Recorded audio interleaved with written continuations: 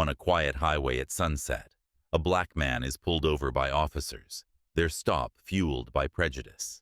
They don't realize he's a senator, even as a crowd gathers, phones raised. His calm warning: "This won't end well for you." He wasn't wrong. What happens next will shock you. Let's start at the beginning.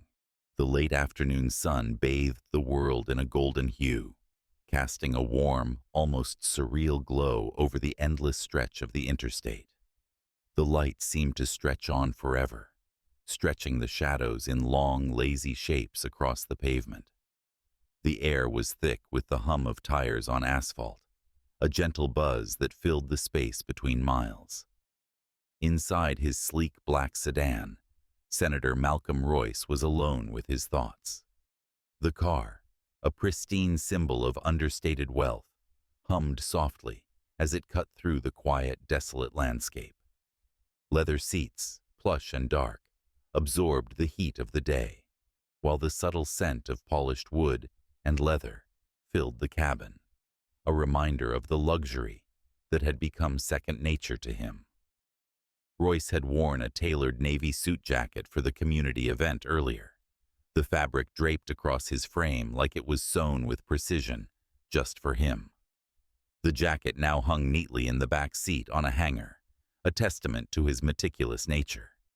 His tie, once knotted with political precision, hung loose around his neck, a small gesture of rebellion against the formality of his day. It had been a long one, full of speeches, handshakes, and polite nods, and he was grateful for the moment of solitude as he cruised along, finally allowing himself a brief reprieve. The tension of his public life, with its tight smiles and calculated words, faded into the background. But just as Royce began to settle into the rare flicker of relaxation, something else settled into the air around him, a quiet, almost imperceptible shift in the atmosphere. Unbeknownst to him, every mile he traveled was being watched. A few cars behind, tucked just beyond his rearview mirror, a patrol cruiser lingered with quiet intent. Inside, Officer Brad Nichols was taking in the sedan, eyes scanning the sleek exterior with an almost predatory focus. Nichols, stocky and broad-shouldered, had been in law enforcement for 12 years. His reputation had been cemented long ago as a man who thrived on moments like this, when his instincts, however misplaced, told him something was off. Nichols wasn't particularly known for his restraint, nor for giving people the benefit of the doubt. In fact, some would say he thrived on the suspicion that came with his role.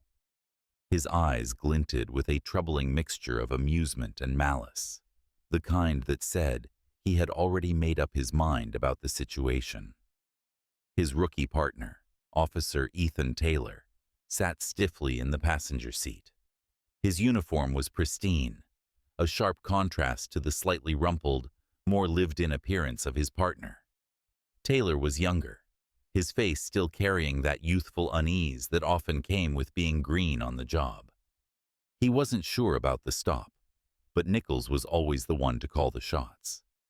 He shifted in his seat, eyes darting between the rear view and Nichols, waiting for something to happen, but unsure what. Nichols, leaning back against his seat, let out a slow, deliberate drawl. "What do we have here?" His eyes narrowed as he observed Royce's sedan. Black guy, fancy car, middle of nowhere. Probably up to no good. He didn't even try to mask the gleam of superiority in his voice, the casual contempt that made Taylor's stomach tighten. Taylor shifted uncomfortably, glancing from the sedan ahead of them to his partner. "Maybe he's just heading home, Brad. It's not exactly..." "And maybe pigs fly," Nichols interrupted with a sharp chuckle. His voice dropped an octave, growing darker, more certain. "Trust me, kid. You don't get anywhere in this job by giving people the benefit of the doubt. Let's light him up."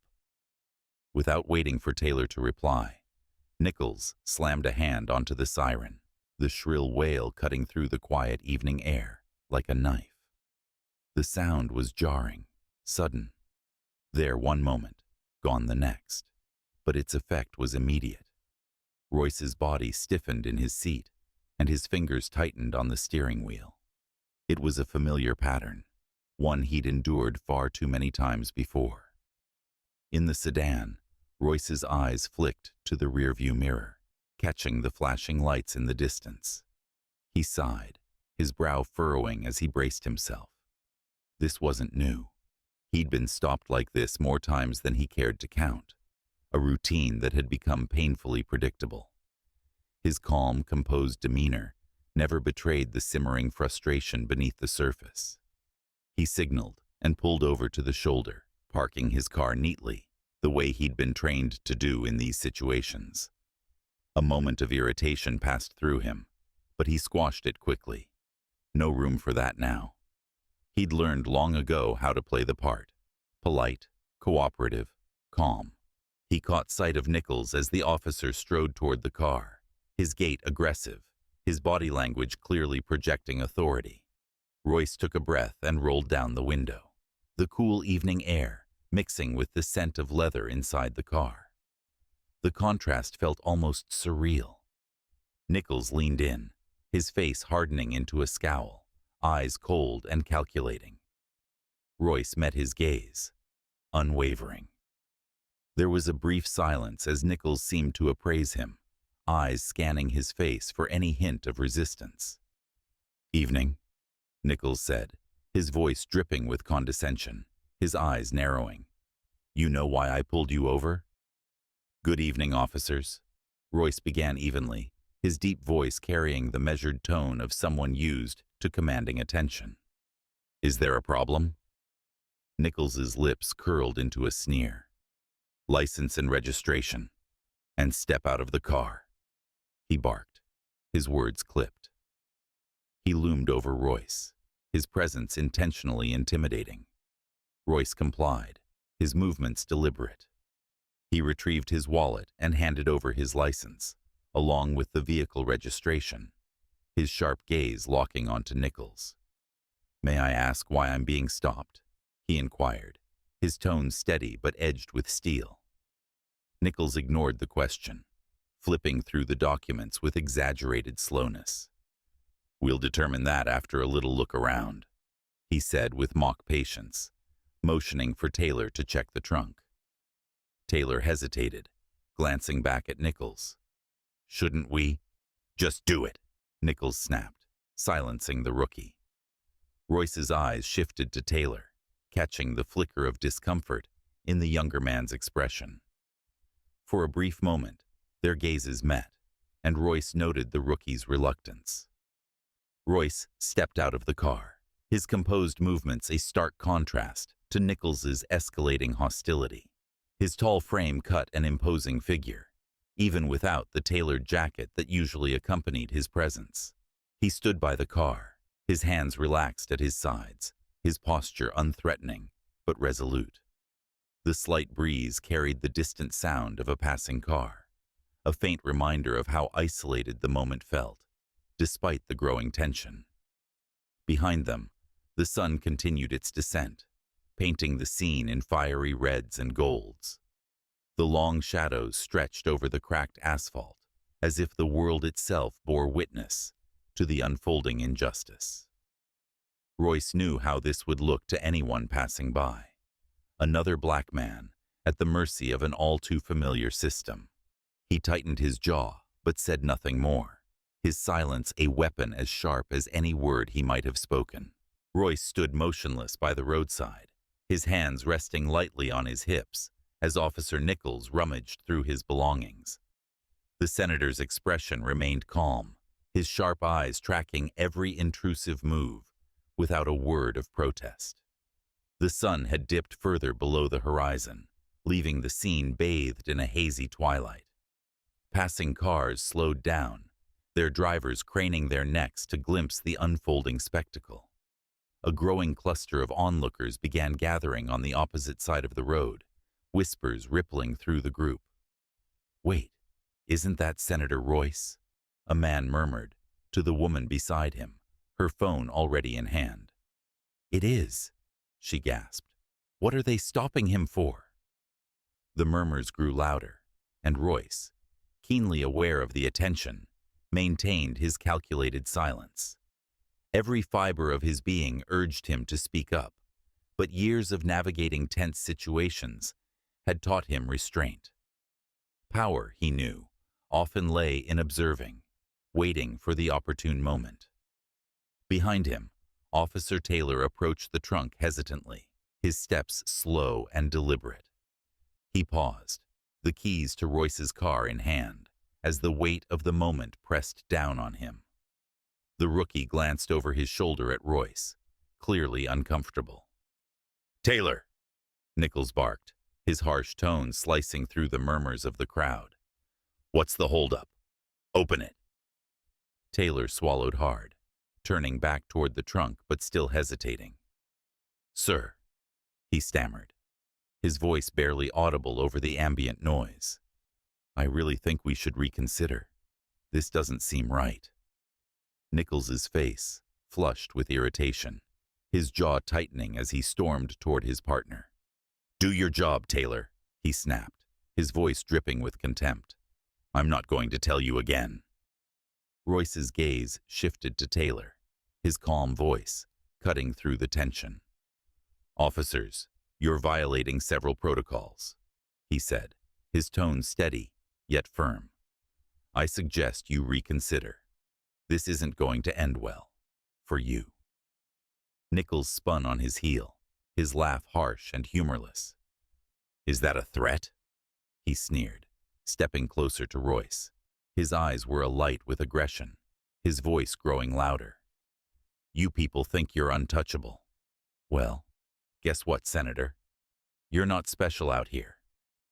Before Royce could respond, a bystander from the crowd stepped forward, her phone raised high and recording the scene. "This is outrageous," she shouted, her voice trembling with indignation. "Why are you treating him like this?" The crowd began to murmur more loudly, their frustration bubbling to the surface. Nichols whipped around to face them, his hand instinctively hovering near his holstered taser. "Back off," he barked, his voice sharp and commanding. "Anyone interfering will be arrested." The warning only fueled the onlookers' outrage.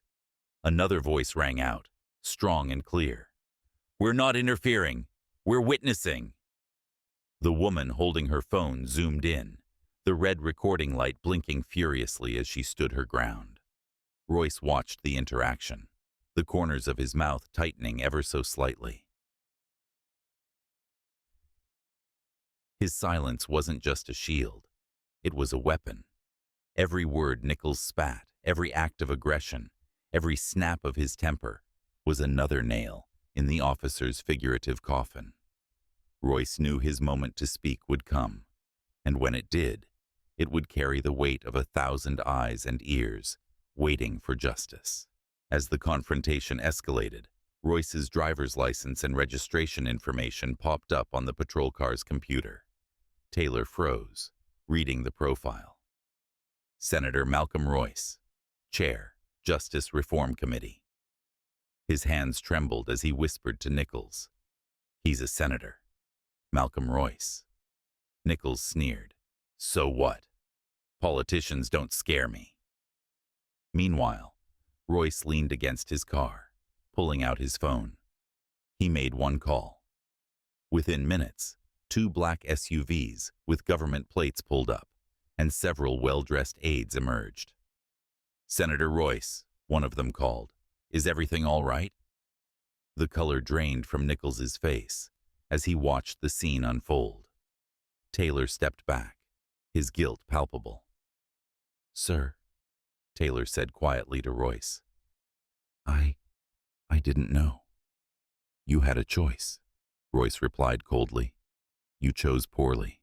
The next day, Royce stood before Congress, addressing a packed chamber. The stop had gone viral, sparking outrage nationwide. Royce's speech was a masterclass in calm fury. "Yesterday, I was reminded of the systemic issues we claim to combat. As a black man, even my title didn't shield me from discrimination. It is time for accountability, not just for individuals, but for the systems that enable them. Meanwhile, Nichols was placed on administrative leave.